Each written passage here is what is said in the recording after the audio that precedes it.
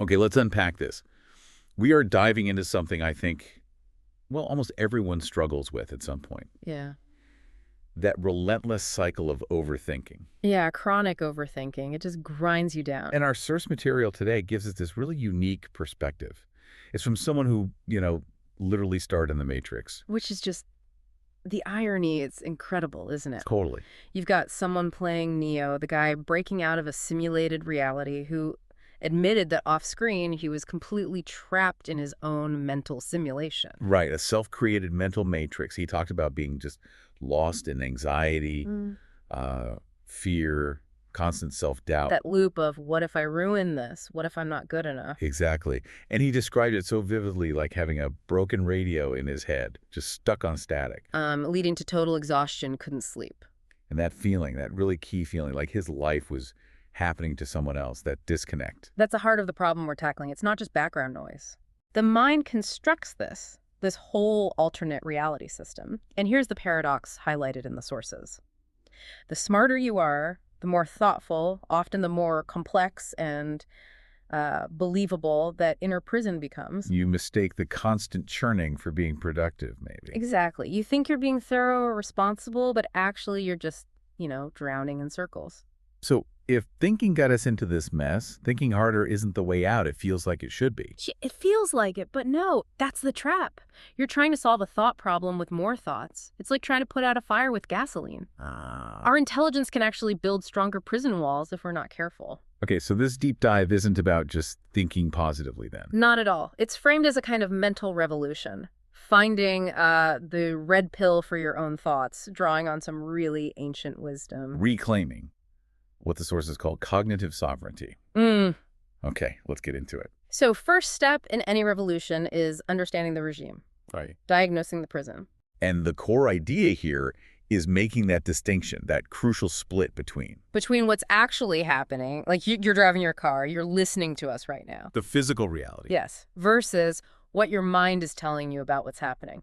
The internal story, the commentary. We're often living in both worlds simultaneously, but mistaking the commentary for reality. Precisely. And the mind is incredibly skilled at taking something natural like grief and weaponizing it. The case study on grief was powerful.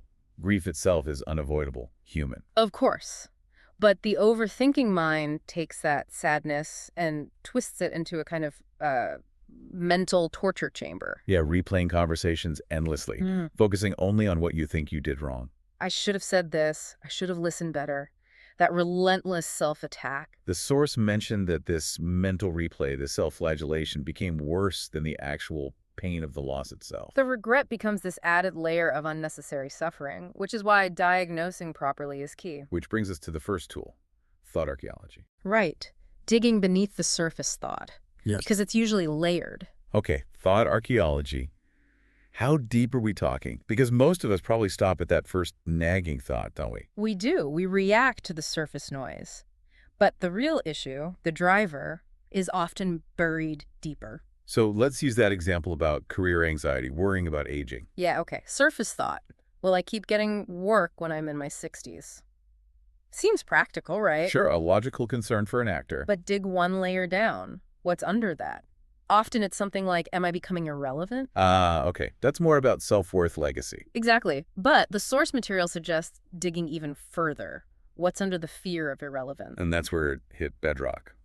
The fear of mortality, Yeah. of meaninglessness. What if my life doesn't actually matter? That fundamental existential dread. Wow. And that's the thought you need to address. Once you see that's the root fear, the surface anxiety about, getting the next role, it loses some of its power. Because it's just a symptom, a distraction almost. A very sophisticated distraction generated by the mind to avoid facing the deeper stuff. The diagnosis helps you see the real target. Okay, realizing your worry about a specific project is actually like a mask for fearing death. Yeah. That's huge. But how do you hold on to that insight day to day? That leads us to the practical tools, right? The escape routes. Yes, exactly. Diagnosis is step one, escape is step two. And these aren't just abstract ideas. They came out of intense, high-pressure situations, real-world testing. These are the red pill practices. Let's start with number 2, the observer's seat.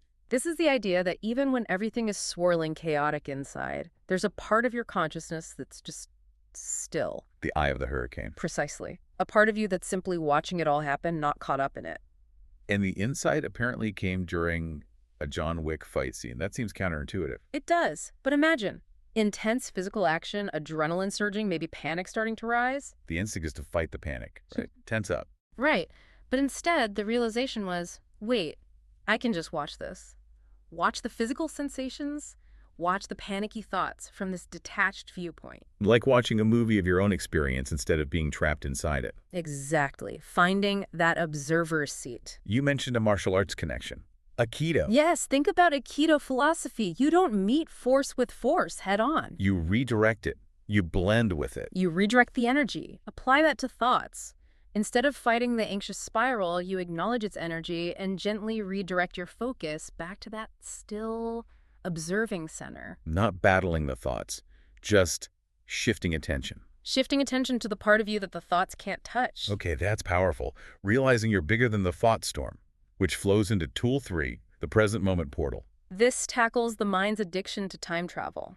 Always jumping to past regrets or future worries. Yeah, ruminating or catastrophizing. And the key insight is those pasts and futures, they only exist in your thoughts right now. They aren't real now. Nope. And this technique was apparently discovered during a really tough emotional scene. The mind was just spinning out between takes. Worrying about the next line, judging the last one. Exactly. And the fix was incredibly simple, almost mundane. It relies purely on the physical senses. Just asking, what can I touch right now? What can I feel? Maybe the fabric of your clothes, the ground under your feet. What can I see? What sounds are actually happening? Where are my feet? These simple questions act like an anchor. They pull your awareness instantly out of the mental simulation. And back into physical, present reality, the now. It's like an emergency exit.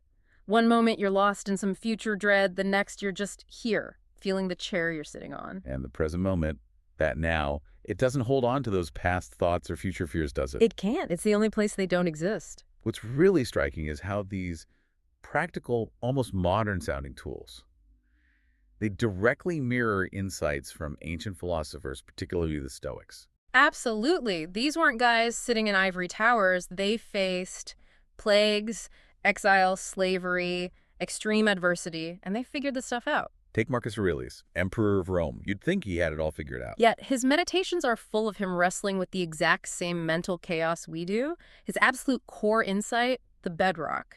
You have power over your mind, not outside events. Realize this, and you will find strength. It sounds simple, but living it. Yes. Especially when you're, running an empire during wartime.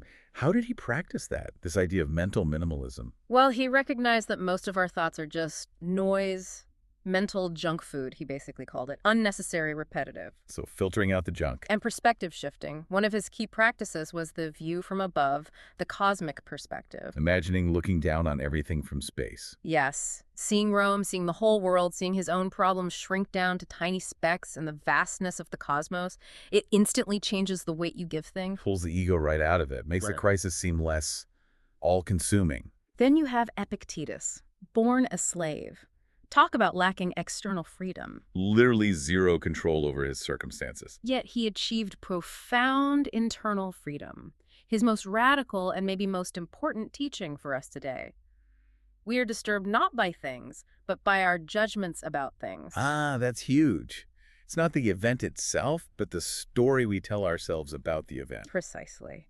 He preached radical responsibility for our interpretations. The traffic jam isn't inherently bad. The rejection isn't inherently devastating. It's our judgment that makes it so. Change the judgment, change the suffering. That's the power. So bringing these together, the observer, the present moment, Aurelius, Epictetus, it all leads to this ultimate goal, cognitive sovereignty. Yeah, sovereignty, meaning rule or control. The ability to actually choose your mental state rather than just being swept along by whatever thought pops up. Refusing to be a victim of your own thinking patterns. It's not about stopping thoughts you can't, really. It's about changing your relationship to them. I love the analogy used. Anxiety might knock on the door of your mind. Yeah, you acknowledge it. Okay, anxiety is here. But you don't have to invite it in for tea, pull up a chair, and let it stay for dinner. Exactly. You don't have to give it your full attention, let it take over the whole house. It's like having a remote control for your attention. You can't control the TV signals coming in. But you decide which channel to watch and how loud the volume is? That shift is fundamental. moving from thoughts, thinking you, Where you're just carried away by the stream. you thinking your thoughts, Yeah. choosing where to place your focus, which thoughts to engage with. And the result? It frees up so much mental energy for creativity, for actually being present with people, for, living. Hashtag tech tech outro. So what this deep dive really underscores is that achieving this kind of mental freedom, it's not a destination you arrive at once and for all. No, definitely not. It's a practice, like building muscle or maintaining fitness. It requires ongoing effort. You'll still get lost in thought sometimes. The mental matrix is sticky. Of course. But the difference is, now you know the exit is always available. That portal, the observer, the present moment, it's always right here. Every time you notice you're spiraling, that awareness itself is, well, the sources call it an act of rebellion. Yeah, a rebellion against the tyranny of unexamined thoughts. A quiet revolution against this sort of mental slavery that philosophers were talking about thousands of years ago. So for anyone listening who struggles with this, the message isn't you're broken, it's just you have an untrained mind, like we all do initially. The starting point is so simple. Just notice. Notice when the mind is doing its thing, spinning its stories, without judgment, without trying to fix it immediately. Every time you catch yourself lost in that loop isn't a failure. Not at all. It's a rep, an opportunity to practice choosing freedom. There's that profound distinction made at the end between feeling anxiety, which is a normal human emotion, and becoming anxiety, Yeah. letting the feeling define you, consume you. It's the difference between having the thought and letting the thought have you. If that internal freedom, that cognitive sovereignty is always a choice, maybe the question to leave with is, What unexamined habitual thought pattern are you going to choose to rebel against today? Please click like and then subscribe. Also share this video with your friends. Thank you.